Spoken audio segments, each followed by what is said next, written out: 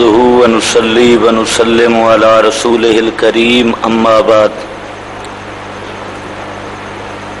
आप हजरात के सामने अब तक 3 बातें बयान हुई हैं। इशाअतुत तौहीद व सुन्नह का जो नजरिया था उसमें 3 बातें थीं।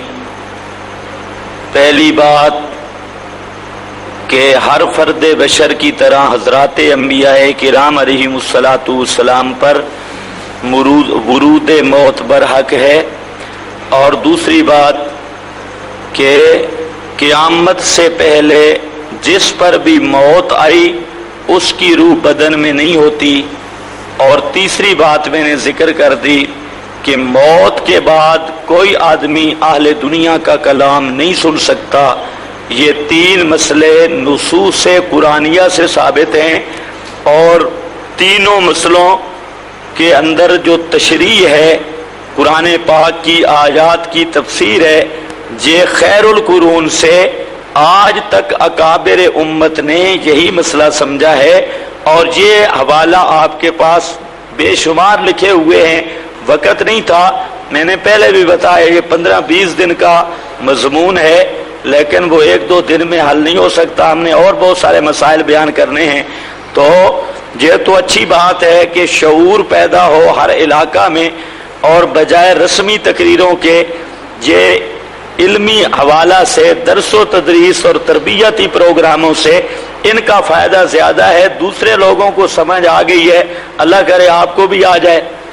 दूसरों ने अपने प्रोग्राम बदल लिए हैं, चाहे झूठ भी बोलते हैं लेकिन अपने उनके निज़ाम देखें उन्होंने बदले हैं, लेकिन हमारे वही रस्मी चल रहे हैं। तो इस तरतीब को बदल कर दलाइल की दुनिया में गुफ्तगू करने की आदत डालें और दलाइल की जुस्तजू करें और दलील के पीछे जाएं। दीन की पहचान भी, हक की पहचान भी दलील ही इससे हो सकती है, वरना ये जो चंद मिनट के दरस और ये चीजें ये सारी वक्ती हैं, उनका कोई देर पा असर नहीं होता। और ये जो कुरान और सुन्नत की बारिश है, इसके समारात देर पा हैं और इसका असर देर पा है। अब मैं मसला बयान कर रहा हूँ, आपने तो रेस्ट भी कर लिया है, लेकिन मैं अब भी एक दरस दे के आ रहा हूँ। तो आप शायद कुछ थके थके लग रहे हैं, थकना नहीं है। तो ये तसलसल के साथ चलते रहे। तो हमारे तो वैसे कुल्ले पके हुए हैं। हमारे दौरे तफसीर शुरू होता तरावी से सहरी तक, ये मुसलसल चलता। और फिर हमारे जो पास जो तालिब इल्म आए उनके भी कुल्ले बड़े पके हुए थे। फिर 9:30 बजे दिन, और वो चलता रहता असर की नमाज तक, वो पूरी तरतीब चलती। तो आपको इस तरह तो नहीं करते। बहरहाल ये है कि कुछ ना कुछ आपको सब्र करना होगा। तो अब मसाला मैं बयान कर रहा हूं, मैंने वो बातें सारी आपके हवाले कर दी हैं। आप खुद देखें, कोई इस्तिदलाल समझ ना आए किसी, फसअलू अहल ज़िक्र इन कुंतुम ला तालमून। तो अब मैं मसला पेश कर रहा हूं, पूरे गौर से सुनना है, सिर्फ चंद बातें। मसला हयात शुहादा और हयात अंबिया का। और ये जो मसला हयात शुहादा हयात अंबिया, ये भी सारा मसला चलेगा हमारे इसी मसला पर कि रूह बदन में नहीं होती, इसी पर दलाइल हैं। और अब जरा आपके अदालत में ये मैं मुकदमा रखता हूं, जो साहिब ईमान और साहिब इंसाफ हैं वो खुद सोचें कि दुनिया में क्या हो रहा है, लोग आपको किस तरफ ले जाना चाहते हैं, जबकि कुरान और सुन्नत आपको किस तरफ रहनुमाई करता है, ये आपने खुद सोचना है। कुरान करीम की आयत है, ला तकूलू लिमन युक़तलु फी सबीलिल्लाहि अमवात, जो अल्लाह की राह में मारे गए उनको मुर्दा न कहो, बल अहयाउन वलाकिन ला तशउरून, बल्कि वो जिंदा हैं लेकिन जिंदगी ऐसी है कि तुम उस जिंदगी का शऊर नहीं रखते। एक मकाम।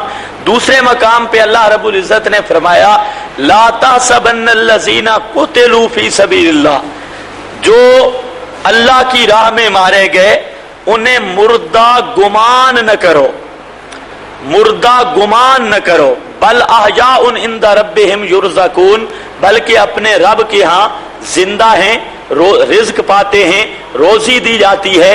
تو یہ دو ایتیں ہیں۔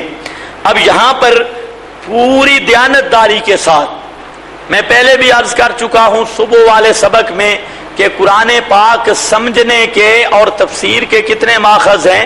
4۔ اور صبح میں نے یہ وعدہ نبھایا ہے، جو دلائل پیش کیے ہیں جہاں پر بھی اختلاف بن رہا تھا تو الحمدللہ اشاعت التوحید والے قرآن پڑھتے ہیں۔ آئندہ یہ بھی آپ ذرا ان کو بتائیں کہ اشاعتی قرآن پڑھتے ہیں اور معنی نبی کے صحابہ سے پیش کرتے ہیں، تابعین سے پیش کرتے ہیں۔ اب بھی ذرا دیکھنا ہے، یہ آپ ذرا دیکھ لیں، اوپر اشارات لکھے ہیں، ان کے نظریہ کیا ہے۔ بہت ساری عبارتیں تو آپ پڑھ چکے ہیں اعادہ روح پر، اب یہاں پر چند عبارتیں صرف میں نے لکھی ہے کیونکہ وہاں پر تفصیل کے ساتھ عبارتیں آ گئی ہیں، اور بھی بڑا ان کی کتابوں میں یہ پروگرام ہے۔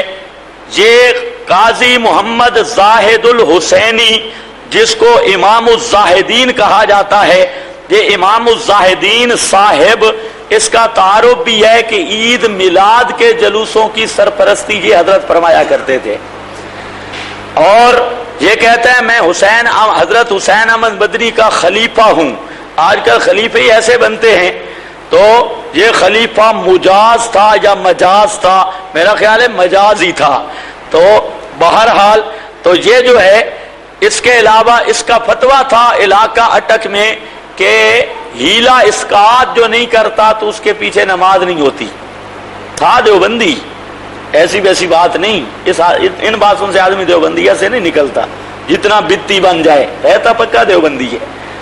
یہ اس کو کہتے ہیں امام الزاہدین، اور عید میلاد کے جلوسوں میں باقاعدہ شرکت فرماتے، اور کانگریسی تھا، اور بریلویت کی پوری سرپرستی کرتا تھا، حتیٰ کہ فتاوی رضویہ میں نے خود دیکھا، اس میں اس حضرت صاحب کے استفتاء ہیں اعلیٰ حضرت سے۔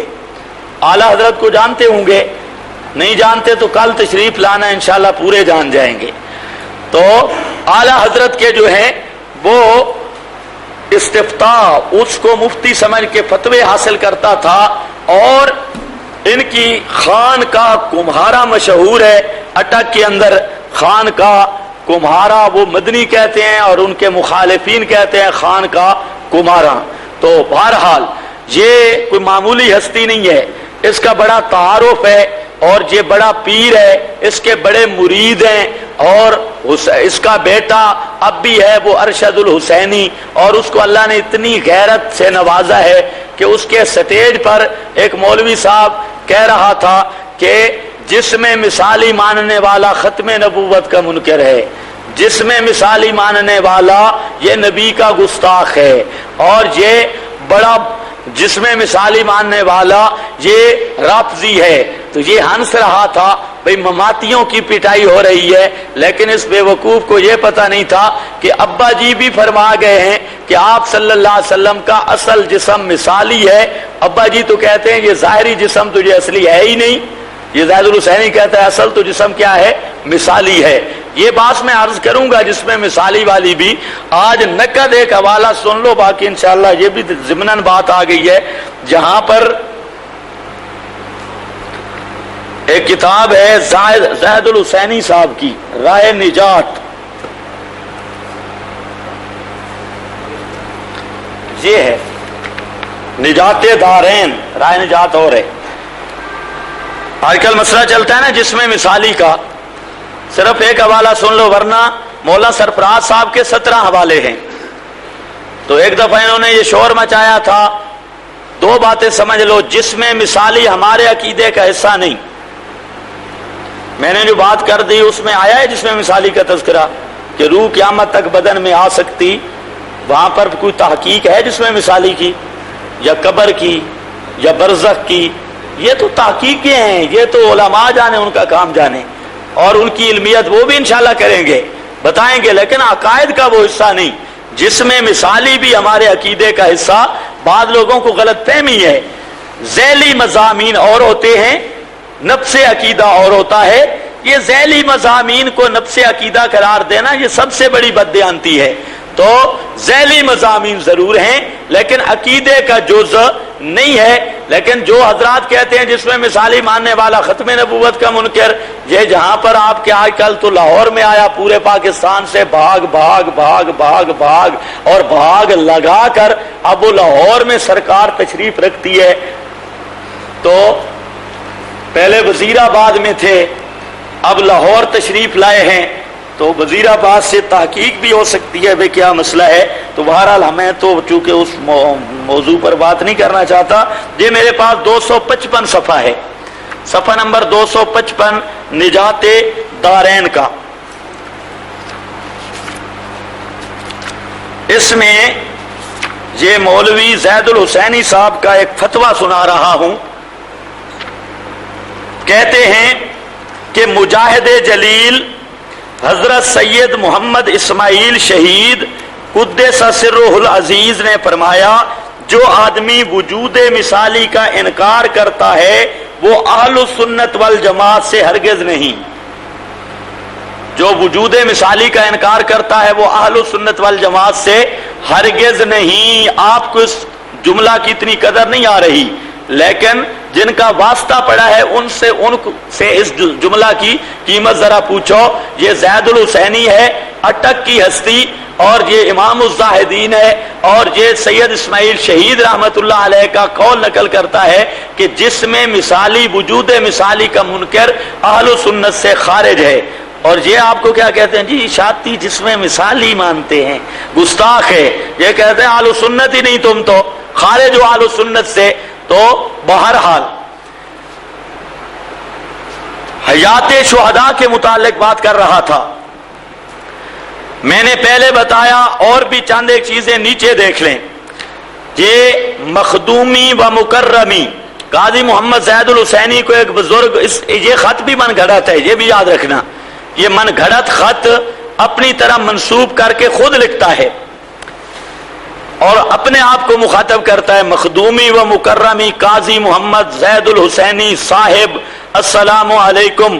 آپ نے رحمت کائنات میں رحمت للعالمین کے مزار مقدس کے اندر حضور کے جسد انصری میں بے عین ہی دنیاوی زندگی کی طرح روح کا موجود ہونا ثابت کیا ہے.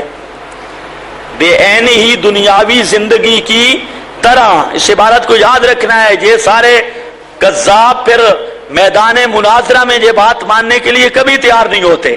کتابوں میں ہے لیکن انہیں اعتماد نہیں. دنیاوی زندگی کی طرح روح کا موجود ہونا ثابت کیا، اور اس پاکیزہ مقصد کے ثبوت میں آپ نے احادیث، آثار، اقوال سلف خلف اور برزخی واقعات کا ایک عجیب مجموعہ جمع کر کے بے نظیر گلدستہ بنا کر رکھ دیا. میرا یقین ہے کہ اس مسئلہ میں حق تلاش کرنے والے کو اس گلدستہ سے یقین کامل ہو جائے گا کہ حضور انور کی حیات طیبہ جیسی سطح زمین پر تھی ویسی ہی مزار اقدس میں ہے. جیسے زمین کی سطح پر آپ زندہ تھے، اسی طرح آپ مزار اقدس کے اندر اسی حیات کے ساتھ زندہ ہیں. سطح زمین پر روح مبارک وجود اقدس میں تھی، اب بھی روح مبارک جسد اقدس میں موجود ہے. اب یہ کتنی واضح عبارت ہے، لیکن جب ہمارے ساتھ ان کا واسطہ پڑتا ہے کہتے ہیں نہیں جی تھوڑا سا ایک تعلق ہوتا ہے. اور ہم برزخی بھی مانتے ہیں، دنیاوی بھی مانتے ہیں. برزخی اس لیے کہ وہ ظرف ہے، برزخ دنیاوی اس لیے کہ یہ جسم دنیا والا شریک ہوتا ہے. یہ سارا فراڈ اور دھوکہ اور دجل پن کرتے ہیں. اصل یہ ان کا عقیدہ ہے جو میں آپ کو پڑھ کے سنا رہا ہوں، اور یہ عقیدہ جو ہے یہ انتہائی خطرناک ہے. اور خطرناک شاید آپ نہ سمجھے، ایسے عقیدہ والے کے پیچھے قطعا نماز نہیں ہوتی. یہ نصوص قرآن کو رد کرنے والا عقیدہ ہے. پیغمبر کریم علیہ السلام پر بہتان عظیم ہے. احادیث پر من کذب علیہ متعمدن کا درجہ ہے. یہ ابھی آپ کے سامنے مشاہدے میں بات آئے گی. تو یہ عقیدہ اگلی عبارت آپ کے پاس لکھی ہے، رحمت کائنات جس نے زیارت کرنی ادھر پڑی ہے. یہ دیکھ لینا. ابھی میں اٹھا کر بیٹھا تھا، پتہ نہیں ادھر ہی ہوگی.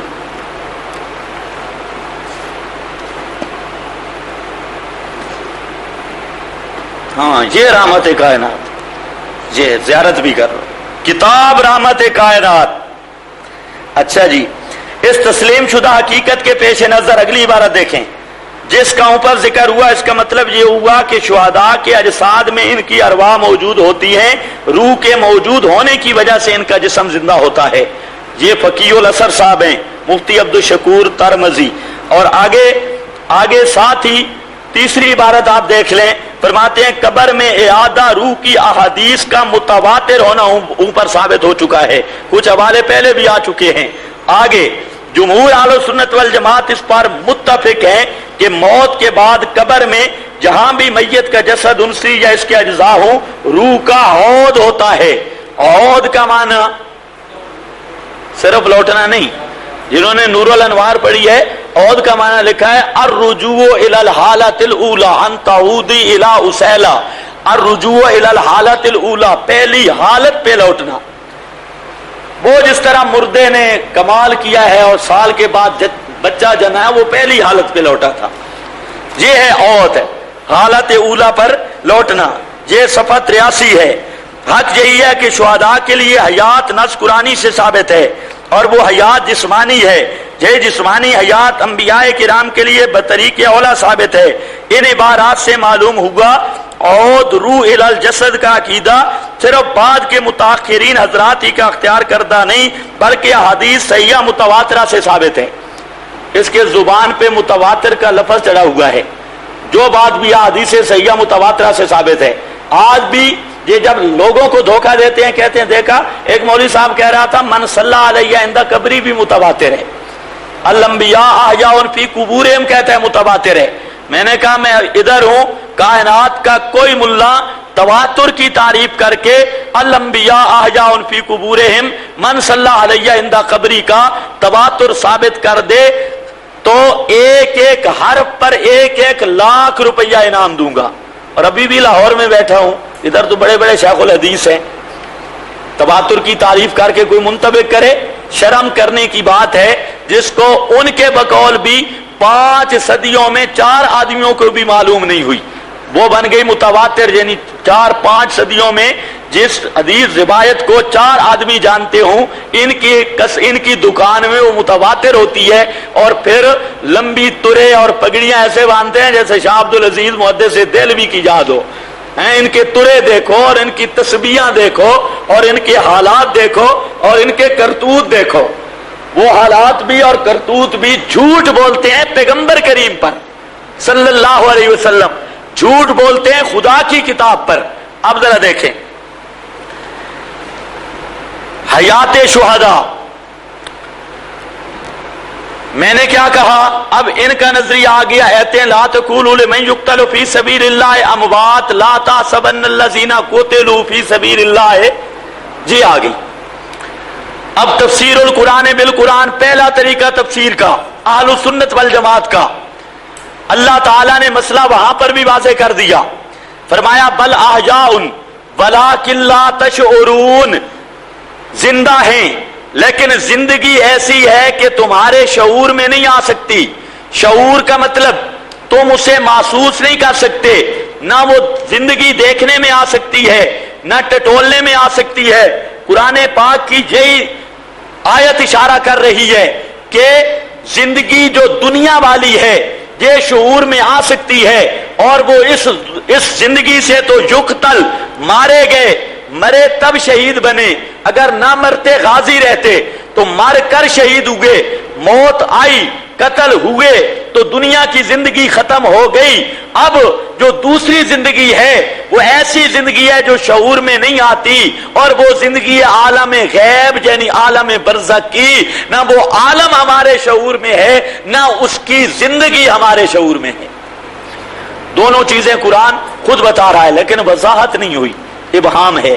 اللہ نے دوسرے مقام پر اس کی اور وضاحت کی, فرمایا عند ربہم یرزقون.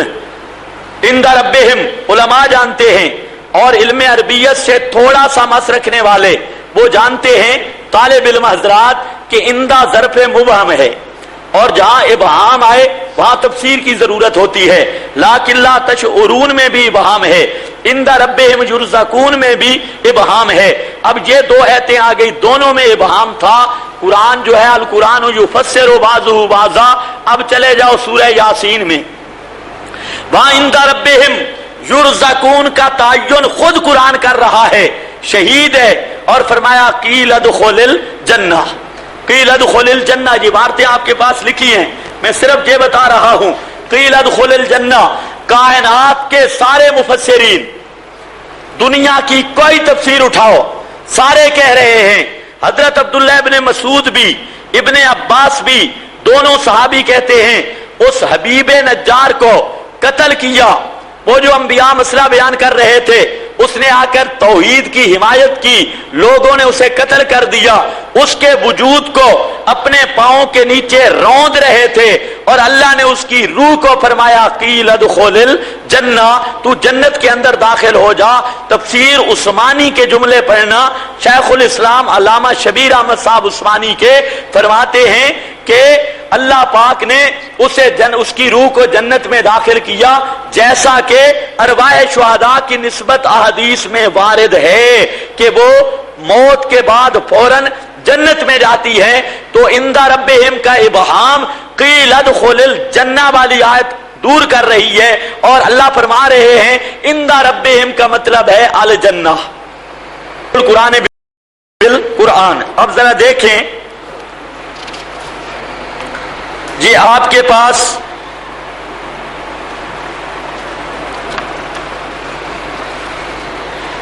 تفسیر عثمانی کی عبارت ہے، درمیان والی میں چھوڑ رہا ہوں، آپ خود دیکھ لینا، اردو ہیں یہ تفسیر القرآن بالقرآن جو ہے، تائید اکابر تفسیر، قوم نے اسے نہایت بے دردی کے ساتھ شہید کر ڈالا، ادھر شہادت واقع ہوئی، ادھر سے حکم ملا کہ فوراً بہشت میں داخل ہو جاؤ، جیسا کہ ارواح شہداء کی نسبت احادیث سے ثابت ہے کہ وہ قبل از محشر جنت میں داخل ہوتی ہے، قبل از محشر جنت میں داخل ہوتی ہے۔ یہ تفسیر عثمانی ہے، اور صفحہ اس کا 589 ہے۔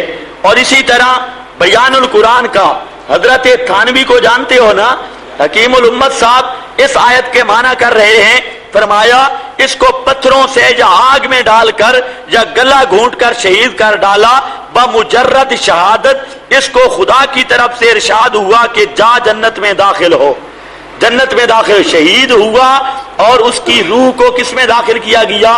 جنت میں۔ یہ مطلب ہے کہ لدخل الجنہ۔ اور اگلی بات بڑی مزے کی، لوگ تفسیر القرآن بالقرآن اپنے اجتہاد سے پیش کرتے ہیں، لیکن اشاعت التوحید و سنہ والوں پر اللہ کا یہ خصوصی کرم ہے کہ یہ قیل ادخل الجنہ کو میں نے تفسیر کس کی بنا ہے؟ عند ربہم یرزقون کو۔ یہ میرا ذہن نہیں کہتا، حضرت قتادہ تابعی کا ذہن کہتا ہے، یہ میں نہیں تفسیر بنانے والا۔ آپ اس بات پہ غور کریں، لوگ تو اپنی طرف سے تفسیر القرآن بالقرآن کئی کھینچ لیتے ہیں، لیکن اشاعت التوحید والے جہاں قرآن کی قرآن سے تفسیر کرتے ہیں، وہاں پر بھی خیر القرون کا ماخذ پاتے ہیں۔ یہاں پر نیچے والی عبارت دیکھو، قال قتادہ، تو حضرت قتادہ تابعی ہے، یہ فرماتے ہیں ادخلہ اللہ الجنہ، اللہ نے اسے جنت میں داخل کیا، حی یرزق، وہ زندہ ہے جنت میں، رزق پاتا ہے۔ اگلا جملہ جو میں سنانا چاہتا ہوں، ارادہ قولہ تعالی لا تحسبن الذین قتلوا فی سبیل اللہ امواتا، فرمایا کہ لدخل الجنہ میں جو بات ہے اسی کو بیان کیا گیا ہے جو لا تحسبن کی بات ہے۔ اس آیت کی تفسیر ہے کہ لدخل الجنہ، حضرت قتادہ تابعی کہتا ہے، اور عند ربہم یرزقون کی تفسیر ہے کہ لدخل الجنہ۔ اب ان فراڈیوں کا فرار دیکھو، جو کہتے ہیں ہم اکابر کو مانتے ہیں، اس پر آپ تفسیر ماجدی دیکھیں، حتیٰ کہ بریلویوں کی اٹھا لیں، پیر کرم کی اٹھا لیں، ضیاء القرآن اس کو بھی دیکھ لیں، اور آپ کے وہ المسلک المنصور، اس میں میں نے تقریباً 21 مفسرین کے حوالے دیے ہیں، اور لا تقولوا لمن یقتل، ان آیات پر 50 مفسرین کا حوالہ ہے اس میں۔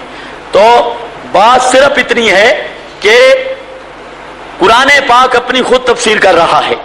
ایک مقام چلو اس پر تسلی نہ ہو، دوسرا مقام دیکھیں تبیان لکل شے کا دوسرا مقام ہے، اللہ فرماتے ہیں یا ایتھا النفس المطمئنہ ارجعی الی ربک راضیۃ مرضیہ۔ چھوڑ عربی کو، تفسیر ماجدی جو حضرت تھانوی کے خلیفہ کی لکھی ہوئی ہے اس کا حاشیہ دیکھنا، ابن کثیر دیکھنا اور کوئی تفسیر دیکھ لینا، وہاں پر یا ایتھا النفس المطمئنہ اللہ فرماتے ہیں جب نفس مطمئن مقربین کی ارواح، انبیاء کرام، شہداء اور صاحب مائدی میں نبی کا لفظ لکھا ہے، ان کی ارواح کے قبض کرنے کا وقت آتا ہے تو ان کو حکم ہوتا ہے یا ایتھا النفس المطمئنہ ارجعی الی ربک راضیۃ مرضیہ فادخلی فی عبادی وادخلی جنتی، میرے بندوں میں داخل ہو جا۔ کہاں مولوی پھر بھی ڈنڈی لگا سکتا تھا، اللہ نے فرمایا وادخلی جنتی، چل جنت میں داخل ہو جا۔ کی لدخل الجنہ وادخلی جنتی، یہ تفسیر کر رہا ہوں کس کی؟ عند ربہم یرزقون کی۔ نمبر تیسرا آیت تفسیر کی، فرمایا تتوفاہم الملائکۃ طیبین، جب طیبین کی روح فرشتے لینے آتے ہیں، فرشتے جسم لینے آتے ہیں یا روح؟ پکی بات ہے نا، کل اس میں بھی جھگڑا نہ پڑ جائے، فرشتے کیا لینے آتے ہیں؟ روح۔ اللہ فرماتے ہیں جو چیز فرشتے لینے آتے ہیں تتوفاہم الملائکۃ طیبین، اور وہ روحیں کس کی ہوتی ہیں؟ طیبین، طیبین کی، طبت حیم و میتا والوں کی، طیبین، طیبین کی، ان کو کیا کہتے ہیں؟ ادخلوا الجنۃ بما کنتم تعملون، اور روحو آؤ جنت میں داخل ہو جاؤ۔ کس وقت؟ تتوفاہم الملائکۃ طیبین، روح نکلی۔ اب اگلا مسئلہ چل گیا کہ گئی کہاں؟ یہ تیسری بات نہیں، چوتھی چل رہی ہے کہ روح نکلنے کے بعد اب گئی کہاں؟ قرآن کہیں کہتا ہے عند ربہم یرزقون، دوسرے مقام پہ کی لدخل الجنہ، تیسرے مقام پہ وادخلی جنتی، چوتھے مقام پہ ادخل الجنہ۔ تو قرآن خود متعین کر رہا ہے کہ مقربین کی ارواح نکلنے کے بعد جنت جاتی ہیں۔ یہ پہلی چیز سے میں فارغ ہو گیا، تفسیر القرآن بالقرآن۔ آپ ذرا دیکھیں، آپ کے پاس کافی حدیثیں لکھی ہیں تفسیر القرآن بالحدیث کے تحت، وہ سارے دیکھتے جائیں، حوالے آپ کے پاس ہیں، وقت ہمارے پاس نہیں۔ آپ ذرا دیکھیں، آپ یہ بھی ملاحظہ فرما لیں، اصول تفسیر جو لکھا ہے، ٹیک لگا کر بیٹھنا تھوڑا سا تکلیف کر کے، یہ پڑھنے قرآن کے ادب کے خلاف ہے، اپنے وجود پر بیٹھیں۔ اب ذرا یہ دیکھیں، آپ صفحہ نمبر 1 نکالیں، تفسیر القرآن بالقرآن کے بعد اصول لکھا ہے، لفظ اصول کا، اس کو اچھی طرح ملاحظہ فرما لیں۔ کہتے ہیں قرآن کریم کی کسی آیت کی تفسیر جب بسند صحیح محمد الرسول اللہ صلی اللہ علیہ وسلم سے ثابت ہو تو اس کے مقابلہ میں اگر کوئی بڑے سے بڑا مفسر بھی کچھ کہے تو اس کی بات مردود ہوگی اور جناب رسول اللہ صلی اللہ علیہ وسلم کی تفسیر ہی قابل اخذ ہوگی۔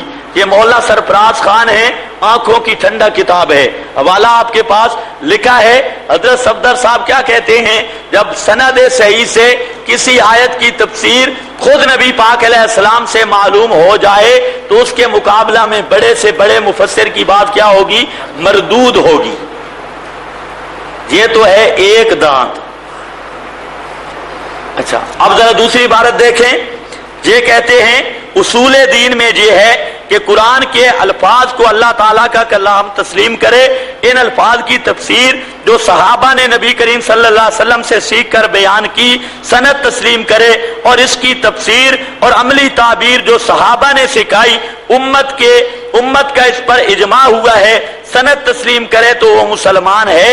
اگر قرآن کے الفاظ کو من جانب اللہ ہونے کا اعتراف تو کرے مگر ان الفاظ کی تفسیر اپنی من پسند کرے، اور وہ بھی ایسی ہو جو نہ تو نبی کریم صلی اللہ علیہ وسلم نے کی، نہ صحابہ نے کی، نہ اس پر اجماع امت ہوا، بلکہ تینوں کے مخالف ہو تو یہ عمل زند کا ہے اور ایسا کرنے والا زندیق ہے۔ قرآن کریم کی تفسیر، پیغمبر کی تفسیر کے خلاف کرنے والا کون ہے؟ زندیق۔ اور یہ معمولی آدمی نہیں، یہ بڑا بابا ہے، اللہ یار خان چکڑالوی، بڑا اکابر مجرمیہ، بڑا بزرگ جس کا اندازہ ہی نہیں ہو سکتا، اور ان سب کا پیر وہ۔ اب ہم ذرا دیکھتے ہیں، پہلے تو وہ بات چل رہی تھی اہل سنت کون ہے، اب ہم دیکھتے ہیں زندیق کون ہے اور مسلمان کون ہے۔ آپ کو پتا ہوگا زندیق وہ ہوتا ہے جو ظاہری کافر سے خطرناک کافر ہو۔ ایک تو ظاہر بہر کافر ہے، اس سے جو خطرناک کافر ہو اس کو کیا کہتے ہیں؟ زندیق۔ اور بابا جی کیا کہتے ہیں کہ آپ کی تفسیر سے ہٹ کر تفسیر کرنا یہ عمل زند کا ہے، کرنے والا زندیق ہے۔ پورے ان اونچی اونچی پگڑیوں والوں سے اور یہ اونچے اونچے یہ جو بزرگ ہیں، یہ بس چلو کوئی سخت لفظ نہ نکل جائے، یہ جتنے بھی واہ جاتی بزرگ ہیں، ان سے ہماری انتہائی ادب کے ساتھ التماس ہے، اگر کائنات میں الیس منکم رجل الرشید، کوئی ہو تم میں رجل رشید، کائنات میں اس آسمان کے نیچے، اس آسمان کے اوپر حدیث کی جتنی معتبر کتابیں ہیں، کسی ایک کتاب سے پیغمبر کریم علیہ الصلوۃ والسلام سے ان ایتوں کا یہ معنی دکھا دیں کہ شہید کی زندگی کا مطلب ہے کہ اس کی روح جسم میں ہوتی ہے، خدا کی قسم آپ اپنا مذہب چھوڑ دیں گے اور ساری زندگی ان کی نوکری اختیار کر لیں گے۔ یہ جو معنی کر رہے ہیں کہ شہید کی روح بدن میں ہے، پیغمبر کریم علیہ السلام کی صرف ایک حدیث، نہیں تو کیا بنیں گے؟ بولتے کیوں نہیں؟ یہ لاہور والے مسئلے چھوڑیں گے تو کام بنے گا۔ جھوٹے سر چڑھے ہوئے ہیں اور سچے ڈرے ہوئے ہیں، ایسے کام نہیں چلے گا۔ جس کے پاس قرآن جیسی کتاب ہو، سنت جیسا خزانہ ہو، وہ ان توڑیوں اور کوڈیوں سے اور ایجنسیوں کی پیداوار اور جو مذہب کو کاروبار بنانے والے بروپیے ہیں، مخلوق خدا کو دھوکہ دینے والے بروپیے، ان سے کیسے ڈر سکتا ہے؟ اس لیے آپ پر یہ فرض ہے کہ صرف اس مسئلے کی بات میں نہیں کر رہا، توحید و سنت کی اشاعت، یہ تو جملہ معترضہ آ جا گیا ہے۔ اصل میں تو ہمارا جو موضوع تھا وہ کچھ اور تھا۔ تو بہرحال توحید و سنت کی خدمت، توحید بیان کرو انداز پیغمبری میں، اور انداز پیغمبری کی مثال اس زمانہ میں شیخ القرآن تھا، مولانا حسین علی کا قافلہ تھا، جنہوں نے پیغمبری نہج پر توحید بیان کی ہے۔ ورنہ آپ بھی تو کہتے ہیں دکان سے کچھ نہیں ہوتا، مکان سے کچھ نہیں ہوتا، اور بڑی دکان بھی اپنی بنائی ہوئی ہے۔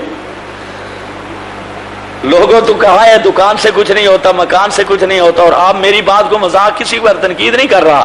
آپ اندازہ کریں، جو رات دن کہتے ہیں دکان سے کچھ نہیں ہوتا، مکان سے کچھ نہیں ہوتا، ویسے تبلیغی جماعت کا میں مخالف نہیں ہوں، یہ بات ذہن میں رکھیں۔ آپ میں کوئی ہو تو ہو، میں مخالف نہیں، اور میں ہو کس طرح سکتا ہوں؟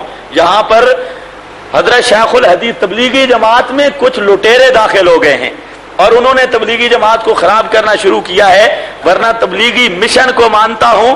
اور یہاں پر حضرت شیخ الحدیث مولانا محمد زکریا صاحب، ان کو جانتے ہو؟ یہ کتاب مکاتیب ہے اور شیخ الحدیث مولانا محمد زکریا صاحب کی، اور اس کا صفحہ 520 ہے، دوسری جلد ہے، اور اس پر مولانا زکریا صاحب رحمت اللہ علیہ سے مسئلہ پوچھا گیا کہ اس لیے سنا رہا ہوں کہ بعض ہمارے ساتھی تبلیغیوں کو تنگ کرتے ہیں، تبلیغیوں کو تنگ نہ کیا کرو جو تبلیغی ہو، اور جو فراڈی تبلیغی بنا ہوا ہو، وہ فراڈی اور آیا ہو تبلیغ کے بیس میں، تو اس کو تو ایسے چنے چبانے چاہیے کہ اس کی نسلیں بھی یاد رکھیں۔ تو تبلیغ کے مشن کے ہم خلاف نہیں، یاد رکھو۔ یہ مولانا محمد زکریا صاحب ہیں، یہ صفحہ نمبر 520 ہے، اور اس پر حضرت شیخ الحدیث یہ مسئلہ حیات النبی مسئلہ بھی وہی چلایا ہے حیات النبی. یہ میری لکھی ہوئی کتاب نہیں, کسی کو شک پڑ جائے. چند مولوی فارغ ہو کے آئے تو ان کا والد میرے پاس آیا کہ یہ کہتے ہیں کہ اب وہ والد استاد بھی تھا, ان کا قاری صاحب تھا, نماز پڑھاتا تھا. کہتے ہیں میرے بیٹے پڑھ گئے ہیں, لاہور بھیجے تھے, یہ جامعہ اشرفیہ سے پڑھ کر آئے ہیں, اور یہ کہتے ہیں کہ آپ کے پیچھے نماز نہیں ہوتی. تو میں نے کہا اچھی بات ہے, ان کو ذرا بلاؤ. وہ آ گئے, مولوی صاحب تھے. میں نے کہا مسئلہ سمجھیں گے؟ کہتے ضرورت تو نہیں ہے, قلوبنا غلف, مکہ کے مشرک یہی کہتے تھے. تو میں نے کہا, وہ باپ جو تھا, باپ سے کوئی ڈرتے تھے, وہ باپ نے کہا کہ نہیں مسئلہ سمجھنے کے لیے آئے ہیں. میں نے کہا قرآن مانیں گے؟ صاحب کہتے ہیں نہیں. میں نے کہا حدیث؟ کہتے ہیں نہیں. میں نے کہا کیا مانو گے؟ کہتے ہیں اکابر. ہم آپ کا قرآن بھی نہیں مانتے, حدیث بھی نہیں مانتے. میں نے کہا اچھی تربیت ہوتی ہے ماشاءاللہ, ورنہ ہمارے مدارس میں تو یہ پڑھایا جاتا ہے پہلے سال سے ہی, پہلے اصول سے بھی, کہ اصول شرع کے 4 ہیں اور پہلا کتاب اللہ ہے.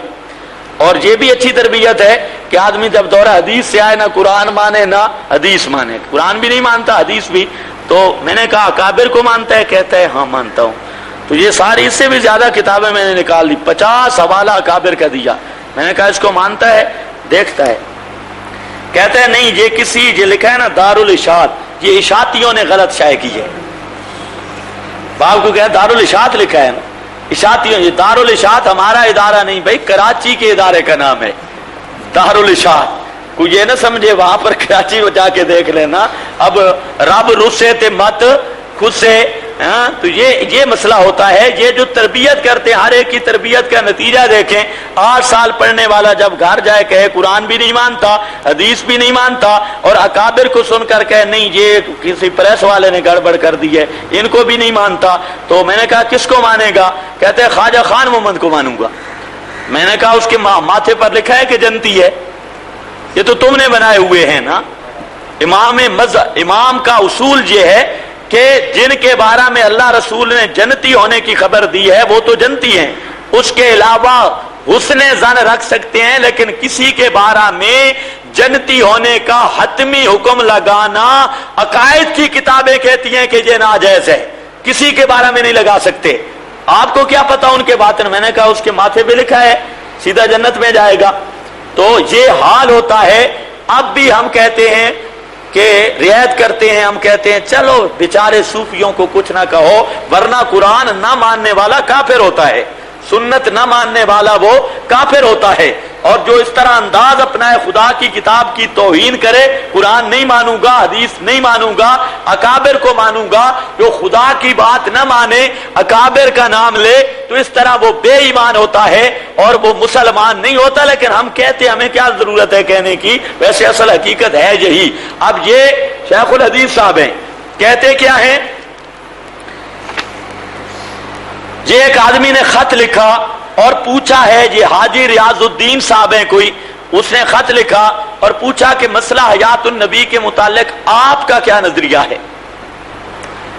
حضرت شیخ الحدیث صاحب فرماتے ہیں حیات النبی کے متعلق استفسار کیا. اس کے بعد حاجی ریاض الدین صاحب کی معرفت دستی گرامی نامہ پہنچا. حیات النبی کے متعلق میرا خیال تو یہ ہے کہ تم نے مولانا حسین علی صاحب رحمت اللہ تعالی علیہ کے خدام سے جو نقل کیا ہے وہ صحیح ہے.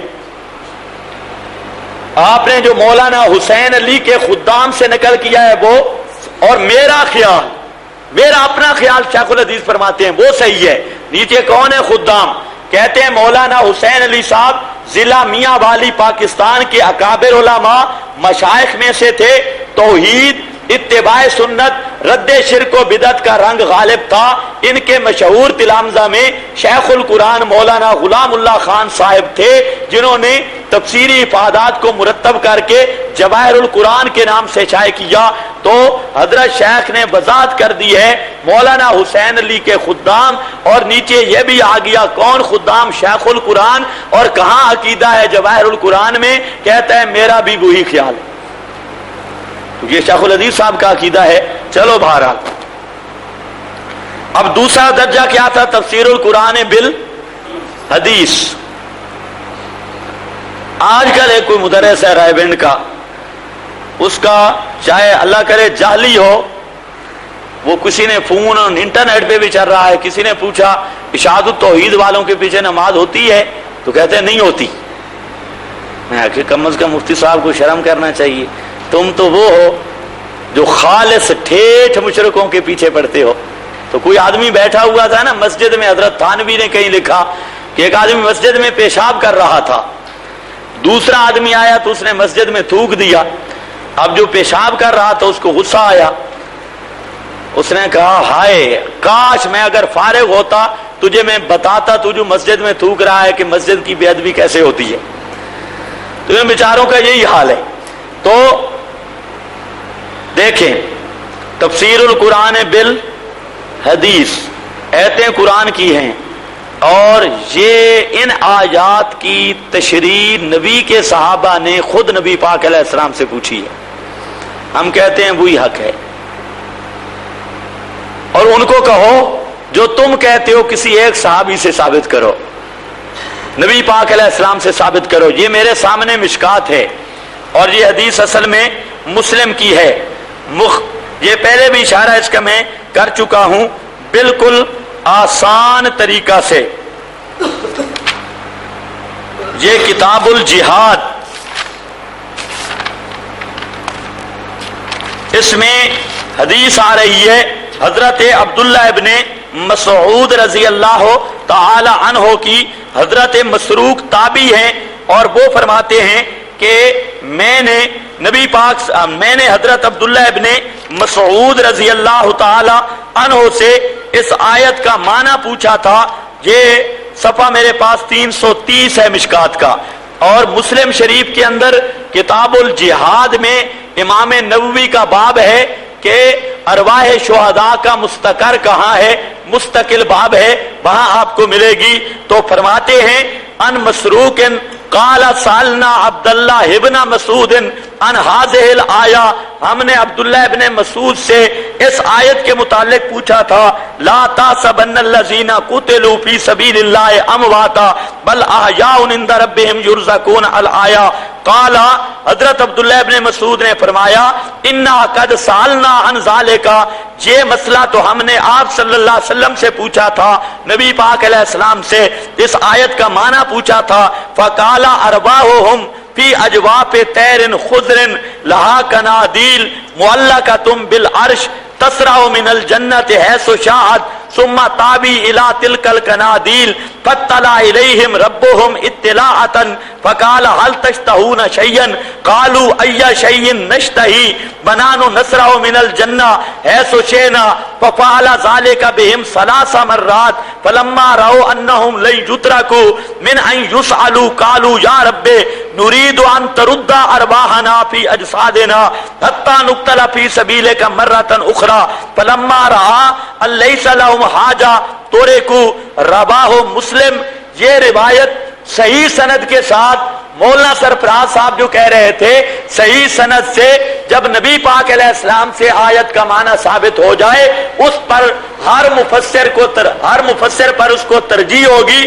اب یہ حدیث ثابت آ رہی ہے نبی پاک علیہ السلام کی پورے فرمان کا خلاصہ۔ صحابی نے جا کر سوال کیا، آپ نے فرمایا اس آیت کا مطلب یہ ہے کہ شہید جنت میں مزے اٹھاتے ہیں، اور شہیدوں کی روحیں جنت میں چلتی پھرتی ہیں، تسرع من الجنہ، اور جنت بھی کیسی جس میں کنادیل لٹکے ہوئے ہیں اور عرش الہی کے ساتھ وہ کنادیل ہیں، ان میں بسیرا کرتی ہیں۔ شہید کہتے ہیں روحوں کو واپس کر دیا جائے، لیکن اللہ پاک یہ استدعا قبول نہیں فرماتے اور ان کی روحوں کو جسموں کی طرف واپس نہیں کرتے۔ پتہ چل گیا یہ 3 ایتیں بھی اور وہ 4 ایتیں بھی، یہ 7 ایتیں بھی اور یہ حدیث بھی مسئلہ وہی بتا رہی ہے کہ قیامت سے پہلے روح اس بدن میں نہیں ہے، شہید ہے، اس کی روح جنت میں پہنچی ہے۔ اور اسی طرح یہ آگے کتاب حیات الاموات میں بھی ہے، نور الحسن شاہ صاحب انہوں نے بھی لکھا ہے، اور یہاں پر بالکل صاف بخاری شریف کی حدیث ہے، اصل بخاری کے اندر بھی موجود ہے۔ وہاں پر مسئلہ چل رہا ہے उम्मे हारसा नबी पाक सल्लल्लाहु अलैहि वसल्लम के पास आती हैं और आकर अर्ज करती हैं, या रसूल अल्लाह, मेरा बेटा हारसा जे जंग में शहीद हो गया और इसको पहुंचा था असाबहु साबुन, उसको एक तीर पहुंचा था जो पता नहीं चल रहा था कि किसका तीर है। अब इन काना फिल जन्ना, अगर मेरा हारसा बेटा जन्नत में है सबर तो मैं सबर करूंगी। सवाल क्या किया साहबिया ने, इन काना फिल, अगर किस में है तो मैं क्या करूंगी, सबर। ये शहीद है, इसके बारे में अल्लाह के महबूब से पूछा जा रहा है, इन काना फिल जन्ना सबर तो व इन काना गैरा ज़ालिका इज्तहद्तु अलैहि फिल बुका, अगर इसके अलावा कोई बात है तो फिर मैं कोशिश करूंगा रोने में। फकाला या उम्मा हारिसा, अल्लाह के महबूब ने फरमाया, ए हारिसा की माँ, इन्नहा जिनानुन फिल जन्ना, वहां पर तो कई बाग हैं जन्नत में, सिर्फ एक बाग नहीं।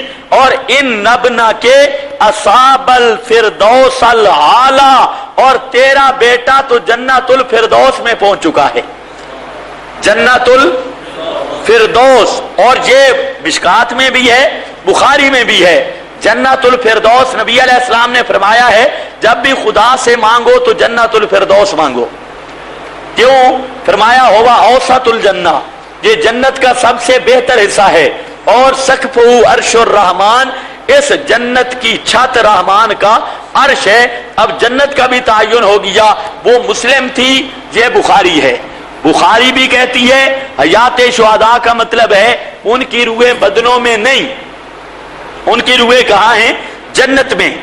और मुस्लिम भी कहती है कि अरवाह शुहदा की हयात का मतलब है उनकी रूहें जन्नत में है। इसी तरीका से ये अबू दाऊद की हदीस, इसमें यहां पर यह भी लाया है, और ये है हजरत अब्दुल्ला इब्ने अब्बास रजी अल्लाह ताला अन्हु की, सफर नंबर 334 है। इसमें हजरत इब्ने अब्बास कहते हैं कि इन्ना रसूलुल्लाह सल्लल्लाहु अलैहि वसल्लम क़ाल लिया सहाबीही, नबी पाक अलैहिस्सलाम ने अपने सहाबे किराम को फरमाया कि तुम्हारे वो भाई जो ओद के अंदर शहीद हो गए थे, जाअल्लाहु अरबाहुम फी जौफि तैरिन खुज़रिन तारिदु अनहार अल जन्ना, अल्लाह ने उनकी रूहों को परिंदों के कालब अता किए हैं मंजिले सवारियों के।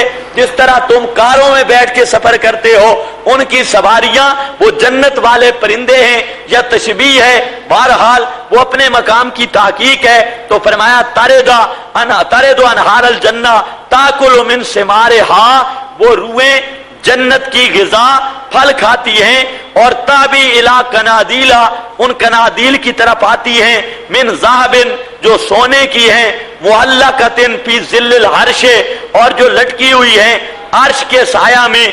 फलम्मा वजदू तीबा माकिलिहिम व मशरबिहिम व मकीलिहिम कालू मन युबल्लिगु इख्वानना अन्ना अहयाउन फिल जन्ना।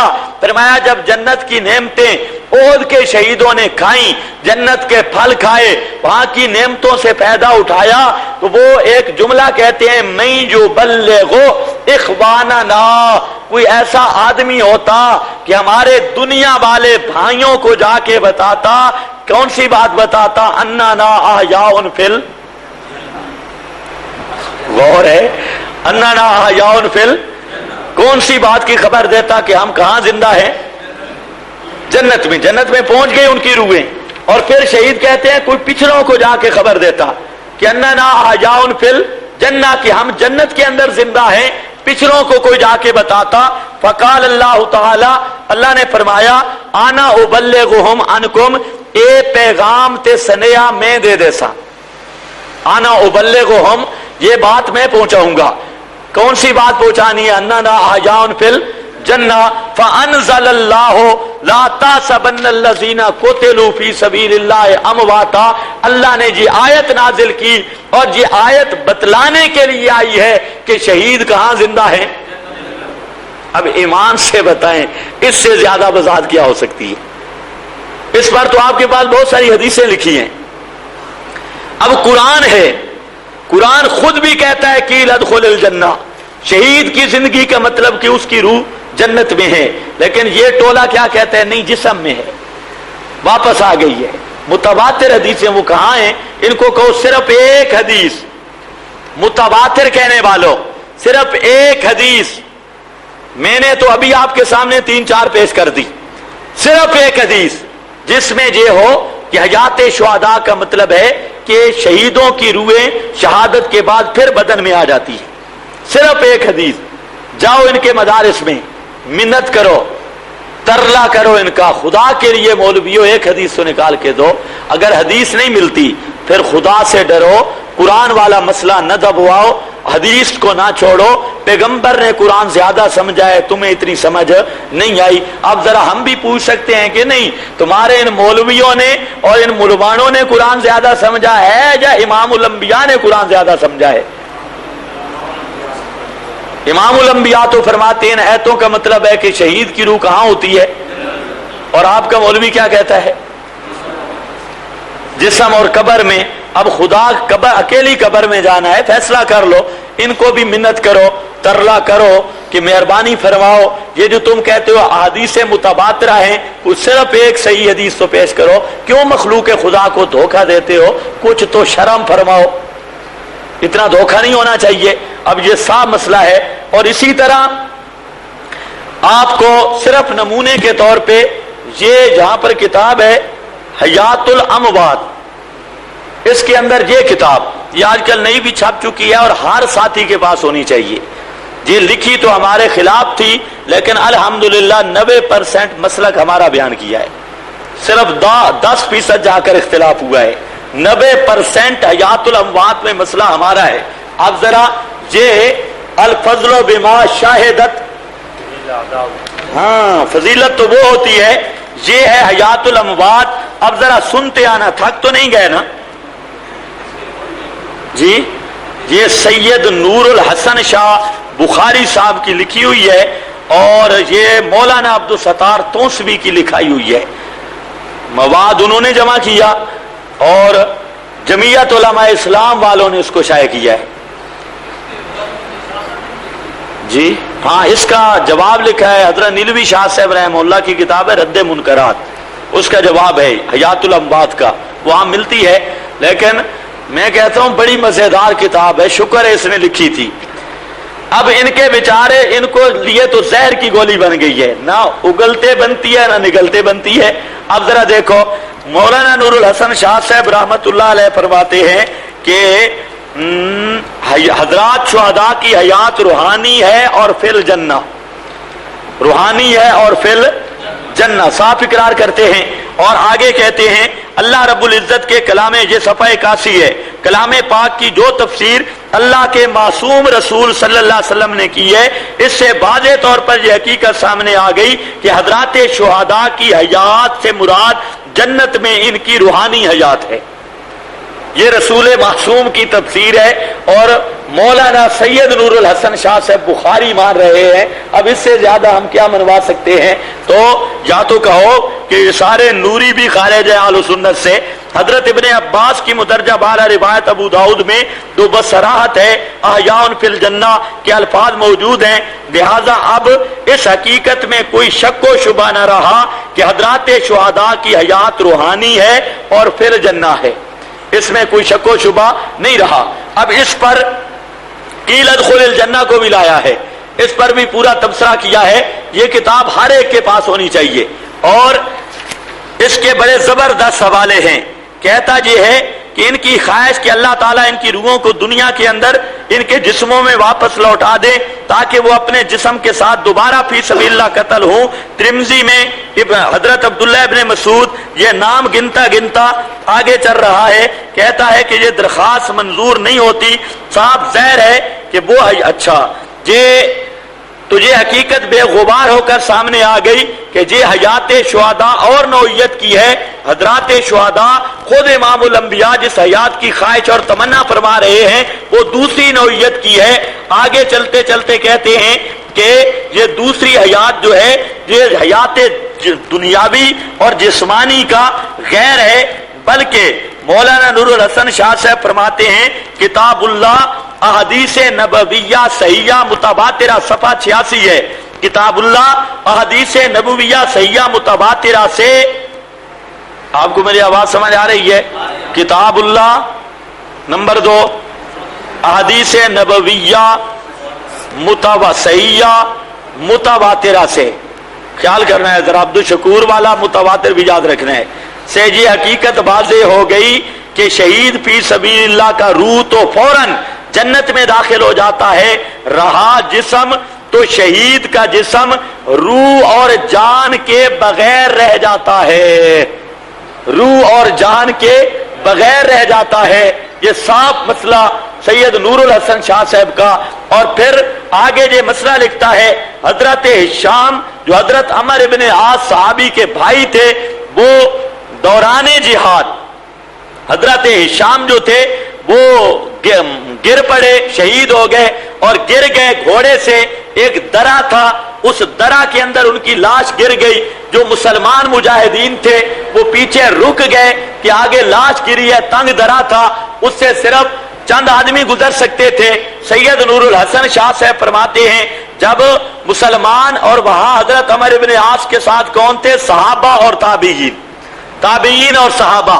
जब वो रुक गए तो हजरत अमर इब्ने आस फाते मिस्र सहाबी रसूल ने उन सब को खिताब करते हुए, तकरीर करते हुए ऐलान किया। और तकरीर वो की जो आज इशाअतुत तौहीद वाले करते हैं। और की किसके सामने? सहाबा और कोई एक भी मास्टरी पार्टी दा विच नहीं जिस इतराज की तो तकरीर सुननी है। हजरत अमर इब्ने आस कहते हैं, ये अय्युहन्नास,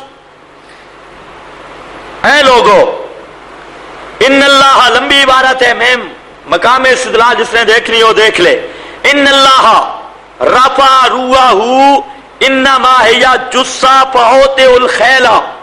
फरमाया लोगो, अल्लाह ने इसकी रूह को उठा लिया है और ये जो दरा में गिरा है ये तो जुस्सा है।